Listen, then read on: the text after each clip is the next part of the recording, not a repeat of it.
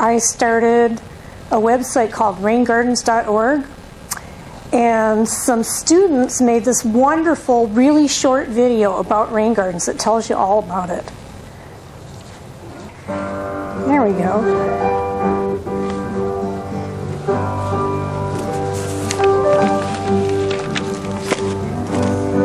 I haven't seen this in a while. I bet I look a lot younger. Let's see. A rain garden can be a beautiful addition to your landscape. It attracts birds and butterflies, and it's easy to install and maintain. It's not just flowers, it's a rain garden, a beautiful solution to water pollution.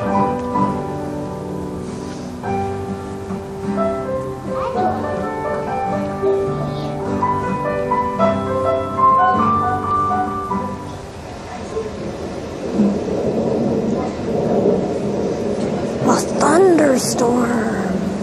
Stormwater runoff creates problems in the water cycle. The cycle of water moving and being stored on the earth starts out as rain, as everybody knows, or snow, falls to the ground. It'll hit a vegetated area like grass or a farm field. When it hits that, then the water infiltrates into the soil, it moves through the ground and finds its way to a river, a stream, or a lake. As soon as it hits pavement, it'll immediately run off, and that'll end up usually in a storm sewer, which goes to a river. The Great Lakes Basin is one of the largest freshwater systems in the world. About 20% of the world's fresh surface water is stored here, which is about 90% of the fresh surface water in the United States. Up to 70% of pollution in our surface waters is carried there by stormwater, and much of this comes from the things we do in our yards, streets, and parking lots. Well, if you go downtown and stand on the roof of a building and look around, everything you see around you will be hard surfaces. So anytime a drop of rain falls on a roof or a sidewalk or a parking lot, it gathers with other raindrops and it creates something called sheet flow. And the water runs to the low spot by gravity. For the most part, people think that that stuff just, after a rainstorm, all the stuff in the parking lot will just end up going to a wastewater treatment plant. But that, in fact, is not true. Almost all of it will go to a storm sewer, and it won't get treated, and it will go directly to the river. And those aquatic organisms are not well adapted to the salts, the heavy metals, oil, antifreeze, any of that stuff. We don't want streams and rivers and lakes with signs up that say unsafe from bodily contact. That's a place where the water is not safe for people. It's not safe for anything. If you put an inch of rain on an acre of property, and if that property is asphalt or concrete, that 1 acre collects over 27,000 gallons of water that goes into a pipe and goes into the river. So you can imagine in the city of Grand Rapids, where we have all of these hard surfaces, there's lots and lots and lots of water that's collected and channeled into the Grand River. When water runs across the parking lot or the street or the sidewalk, all of that stuff from our careless acts gets collected and gets put into the river. So if we can stop the water from doing that, then we have stopped that source of pollution going into the river. Rainwater wasn't meant to run off our lands. Rain gardens are designed to retain, absorb, and filter rainwater.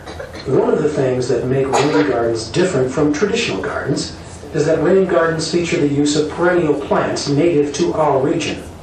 Some traditional non-native plants may also be used. Once you get the native plants established, they don't have to be fertilized, they don't have to have pesticides, they need little or no watering once they're established.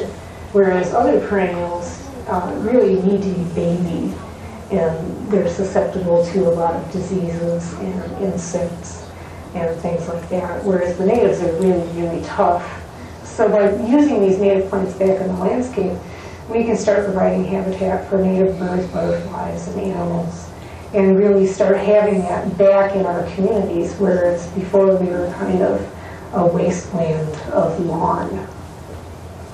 If we allow the water to go where it wants to soak in and flow naturally, that eliminates costly infrastructure and things that we have to build and take care of.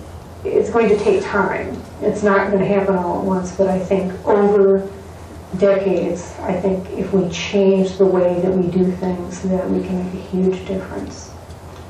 And the neat thing about Rain Gardens of West Michigan is that anybody can make a difference. I can make a difference. Installing rain gardens on the lawns of schools, businesses, and homes can help eliminate stormwater runoff. For more information, go to www.raingardens.org. Rain Gardens, saving the Great Lakes, one garden at a time. That was fun.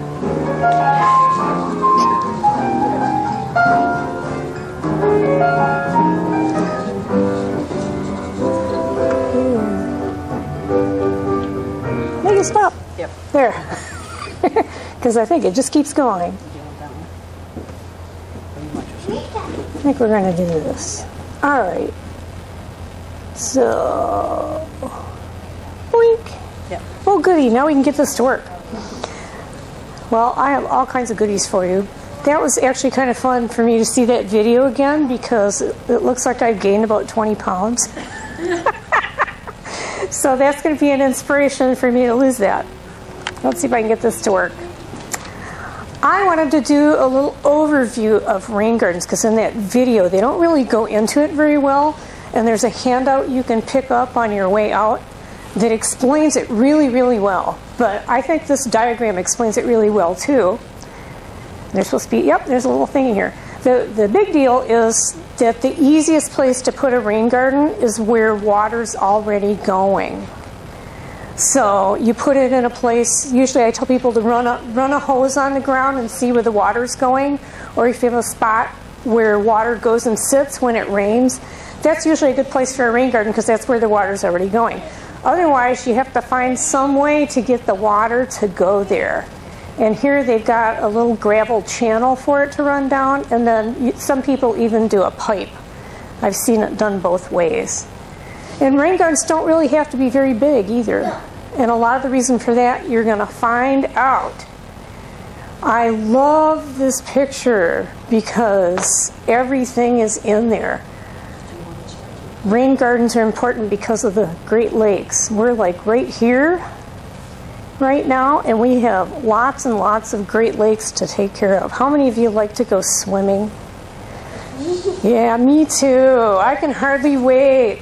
When I was putting this slideshow together, I saw all kinds of pictures of people swimming. So I was ready for that. How many of you have seen a parking lot with lots of water in it like that? Yeah, me too. Does it happen at your school? Yeah. Yeah, lots and lots of water. You could put a rain garden at your school. That would be a cool project. So you get water running off of a parking lot like this, and usually what it does is it goes through a pipe somewhere into a storm drain and then out into a river, a lake, or a stream, just like that. And the whole idea of rain gardens is instead of doing that, you put it into a garden. How many of you have seen parking lots looking like this? It's that time of year, isn't it?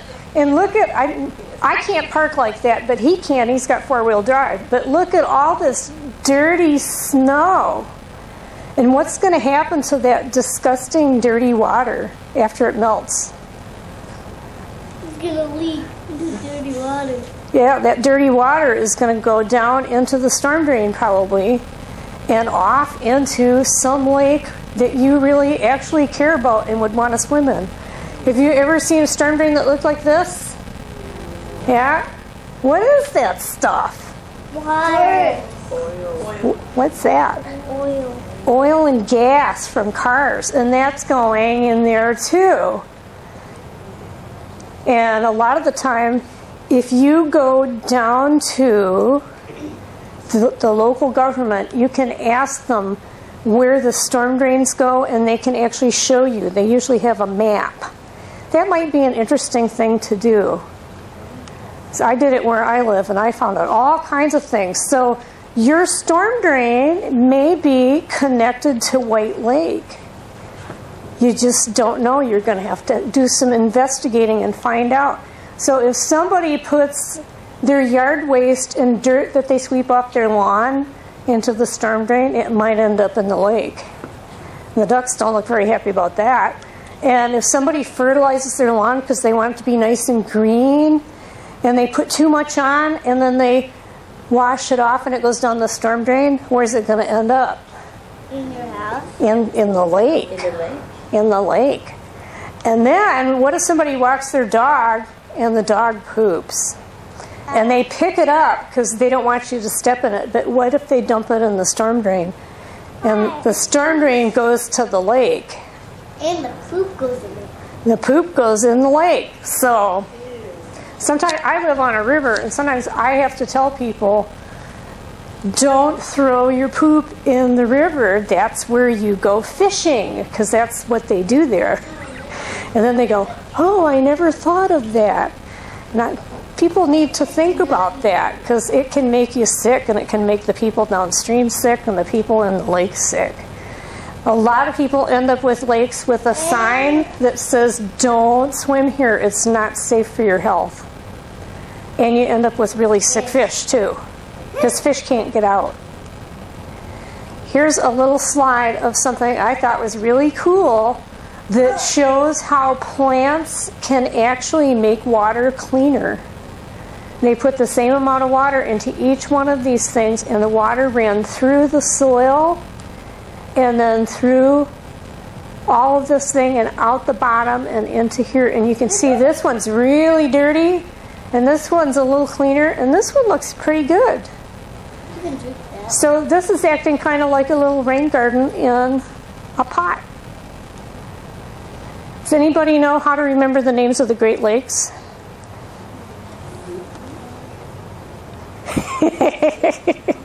Not really. There's a thing that you can remember called Holmes. Can you remember Holmes? It's H-O-M-E-S. So it's Huron, Ontario, Michigan, Erie, and Superior. Holmes. Somebody in Washington, D.C. taught me that. I was trying to remember them all, and this guy in the Capitol building knew them all. And he wasn't even from Michigan.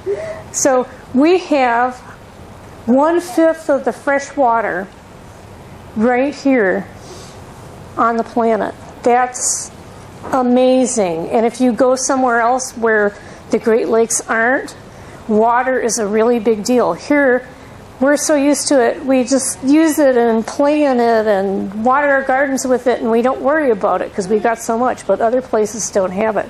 We really need to take good care of it, and rain gardens are one way to do that. Well, here's another lake I bet you guys care about, right? What lake is that? Say it loud. What is it? White Lake. Yeah, it's White Lake. And we are, let's see, these are from Google Maps. You can go find where you're at. We're right here. And I'm going to show you some rain gardens that are right there. Did you know you have rain gardens here in Whitehall? Pretty cool. They don't look like much right now, but they're going to be coming up pretty soon. Who's ready for this? I'm ready. Who's ready for that? Does anybody know who those kids are? No. I keep hoping somebody's going to know who they are. I took their picture and I don't know them. But this was right down at Duck Lake. Yeah. Yep. It was just such a beautiful day. I'm ready for summer. Muskegon too, you know. So. Yeah, they could be from anywhere. Well, because of all that water, lots of kids in Michigan are now putting in rain gardens in their school. So this is a school rain garden. There's a storm drain that goes to their lake or river or stream. So they're doing it right there, but you can also do it at home. You can put in just a little bitty rain garden at home and have a rain garden at your house. I've got one. So here's a really cool little rain garden right here. They don't have to be really big. I know some people who took the spot where all these legs are standing without heads, and they put rain gardens right there. And right there, they made a little space so you could park your car and walk between the rain gardens. So you can put them just about anywhere. And they're really, really pretty. This is the house of a friend of mine. He's got a little rain garden in the front. And he had a little problem with this, and we'll talk about that too, which is he got his rain garden in, and it looks beautiful, doesn't it? But it's full of weeds. And he didn't know which were the weeds and which were the plants he should keep, which is something else that we're going to talk about how to tell which are your plants that you really want. And he didn't know he didn't want it. He didn't want this goldenrod. Not because it's a bad plant, but because it's very weedy. And he didn't need it in there. He had plenty of other plants. Here's a few other little examples of rain gardens, just to give you an idea. People get really creative with them, and they have lots and lots of fun making them with their families. Here's a great big one that's taking care of a parking lot, and all the water's running off this parking lot. Here's a little homeowner rain garden. Look at this one with the nice border around it. It's really kind of pretty. I'm really ready for gardening. These rain gardens are in the state capitol in Lansing on Michigan Avenue, and they're in fences. Now that's interesting. So nobody would eat them. Well, so nobody would eat them, and so nobody would step in them and fall in them too. So that's really a good idea. Oh, that's a good idea. Put a fence on them so the deer won't eat them. In fact, I know people who fence their rain gardens so deer won't eat them because they're full of deer snacks. Here's another rain garden in Grand Rapids. This is at Habitat for Humanity, and all the water from their big parking lot over here comes down and fills up this rain garden and soaks into the ground, instead of going into a storm sewer and heading off to the Grand River. And this is a rain garden that's actually in Toledo at the zoo. So even zoos have rain gardens now. Everybody's getting into it. I went to Oregon, which is over on the Pacific Ocean, and the place was full of rain gardens. All the schools had them. Lots of the houses had them. It was really neat. Really, really exciting. Here's another school rain garden that some kids plant. This is kind of what they look like when you first plant them. They don't look like anything, but they get really, really beautiful. Like this rain garden here, this one is in, where is this? This is in Indiana. This one is. Does anybody know the name of these native plants? Anybody know what those are? What are they? Yeah, those are coneflowers. Purple coneflowers. Those are some of my favorites, and I actually brought some seeds of purple coneflowers for you to plant and take with you. One of the reasons that people like to put prairie plants, our native prairie species, into rain gardens is because they have really deep roots. I need a drink of water. Like here, this man right here is 6 feet tall. I'm 5 feet tall. So he's like, wow, that tall. And look, that grass is taller than he is. And right over here, this is that same plant. And I like these charts. So it grows 7 feet tall. This grass grows 7 feet tall. And then it has roots that grow to be 9 feet deep. Now, how do you think they found out how deep those roots grow? That's kind of weird. By digging it. They dug it up. You're right. That's exactly what they did. They dug them up. Here, somebody dug up a prairie, and these roots right here are 10 feet long. Pretty interesting. Look at all the roots underground. So a lot of what makes your rain garden work is the roots in the soil, and then you have a beautiful garden on top to enjoy. Part of the thing that you need to look at is to select the right plants for your garden. So you have to figure out whether you have sun or shade, whether it's dry all the time, most of the time, or wet all the time. Around here you have a lot of sandy soil, so you probably ought to go with sandy soil plants. But for instance, this plant is columbine, and it likes to be in dry sandy soil. It'll grow anywhere. This is a blue flag iris, and it likes to have its feet wet. It likes to sit in water. So this probably would kind of suffer in your rain garden if it wasn't wet all the time, and this would probably do really well on the edges. Well, this is where the rain gardens are over at Alcoa Howmet. They took this big property here and turned it into a big garden with flowers and all kinds of stuff. And you see this little spot right here? That's a rain garden, and there is another rain garden right here. So the water from this parking lot runs off and goes right in there, and the water from the road and from this driveway goes right in there into that rain garden. And they're really, really beautiful. Yeah, this is that big garden, the big prairie planting in the middle. And these are some of the plants that were out there. This is orange butterfly weed. It's something that monarch butterflies really, really like. And there is a monarch butterfly. I took that picture in that rain garden over at Howmet. And he was busy having nectar.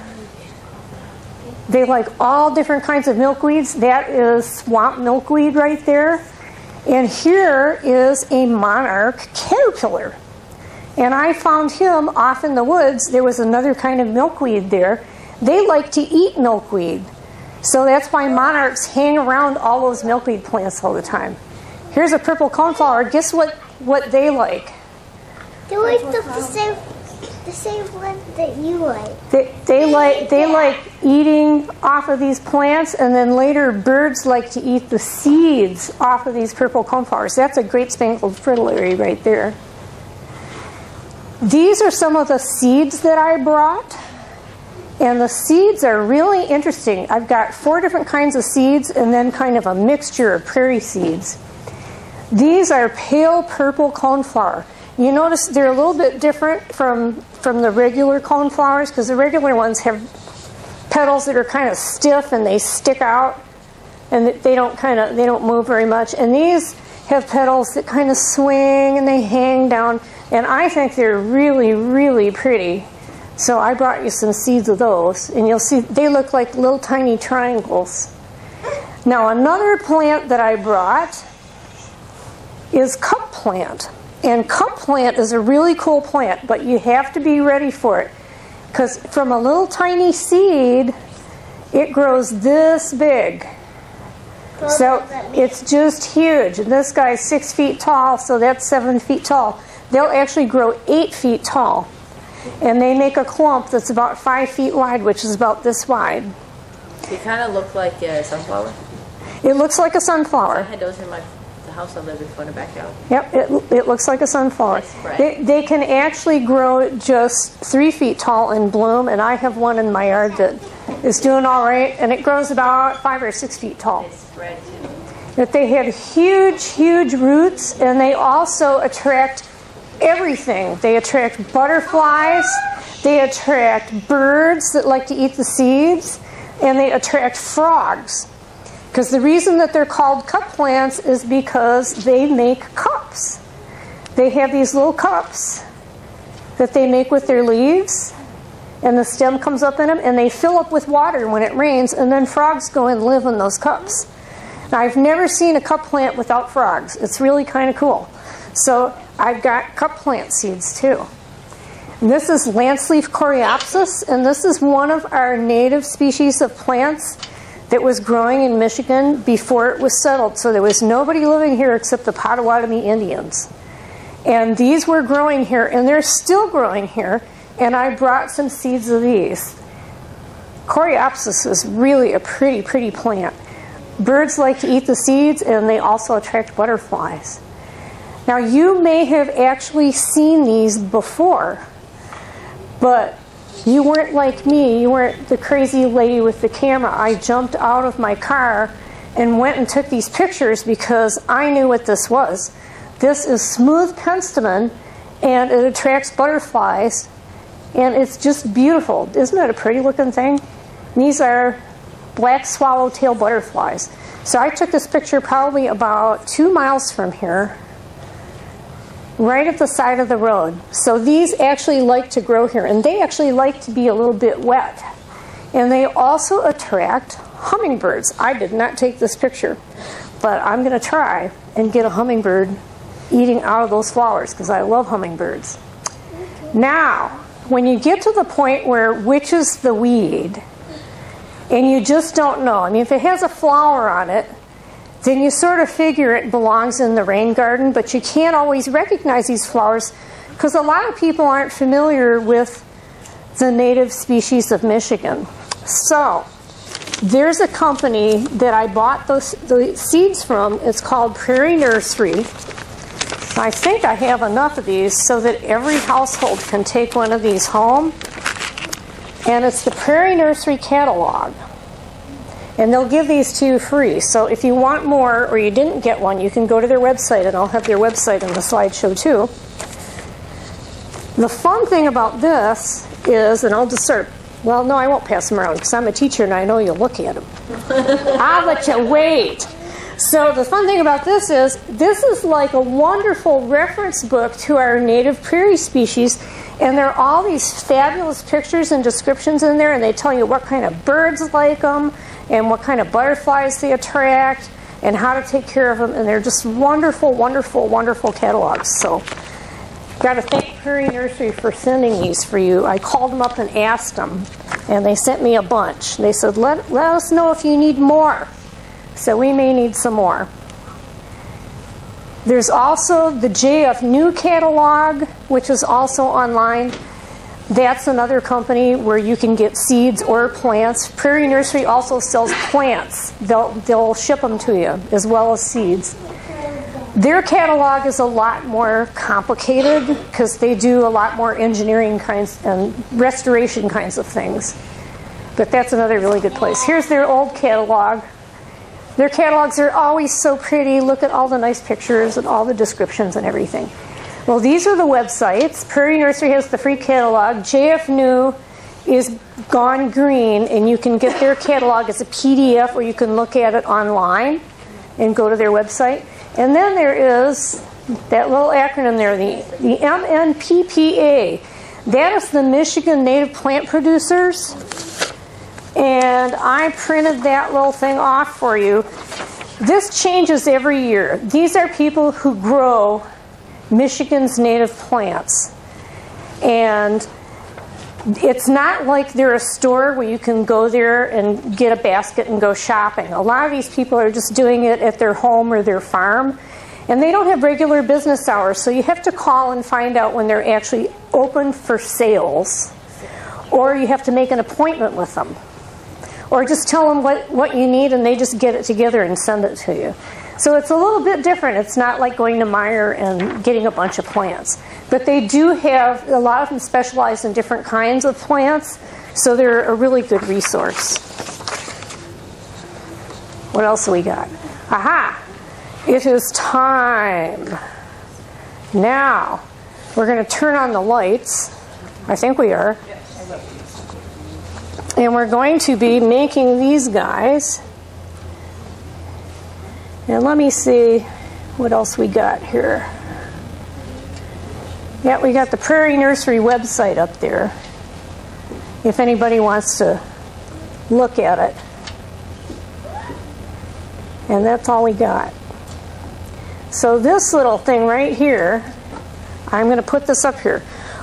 Here's what we do. Where did I leave it? There it is. I buried it. What we do is we have bowls with seeds in. So we have all these, this is a little bowl of prairie seeds, and I want you to kind of look. There's all different kinds of seeds. Some of them float around, and some of them just fall right down. And you're going to get to look at all these seeds because I'm going to put them over on the table. But some of them are big and they look like sunflower seeds. Those are cup plant seeds that they like to eat. And some of them are carried around by the wind. We just messed up the floor. There's a prairie on the floor now. So there's all kinds of ways that the seeds get spread around. What we're going to do is we're going to make a little origami cup. How many of you know what origami is? What's origami? You were fast. Yeah, it's folding paper. It's an art from Japan where you can make all kinds of different things. You can actually make a cup like this one, and you can actually drink water out of this. We're not going to do that tonight, but when you go home, because you guys are all going to be experts when we're done doing this, you can actually put water in there and drink it. Of course, you can't put it anywhere because it'll tip over. Now, the thing about these cups is once you make them, most people want to fold these up so they can keep what's inside in there, and what happens then is it just falls apart.